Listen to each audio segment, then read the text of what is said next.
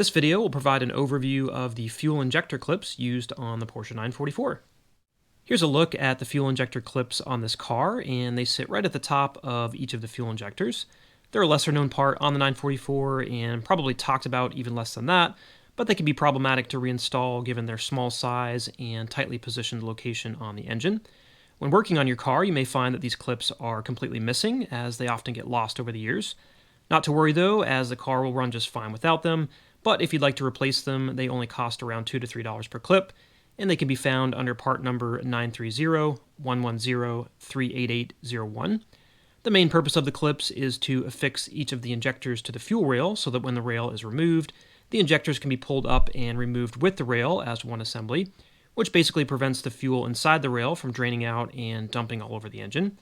Outside of that, the clips don't affect the injector seals or anything else, so people often choose not to use them, but they can add some convenience when working on the car and not having to deal with excess fuel cleanup.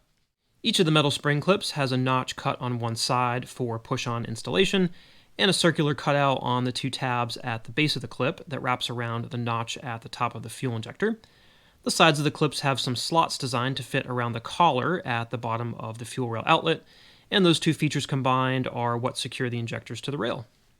The clips can be easily removed using a flathead screwdriver or a pair of needle-nose pliers to pull them off the assembly. When installing the clips, you'll need to carefully align the lower tabs with the notch at the top of the fuel injector and push them straight onto the rail and injector. Here's where a challenge can arise if the injector and the rail are out of alignment. If you happen to first install your injectors into the recesses in the intake manifold and then place the rail over top of the injectors and tighten it down, the injectors can get pushed too far down into the manifold to the point where the notches on the clips won't properly align for installation. So what you can do is install the injectors onto the bottom of the fuel rail at the proper height, then install the retaining clips, and finally install the fuel rail and the injectors as one assembly onto the intake manifold and tighten it down.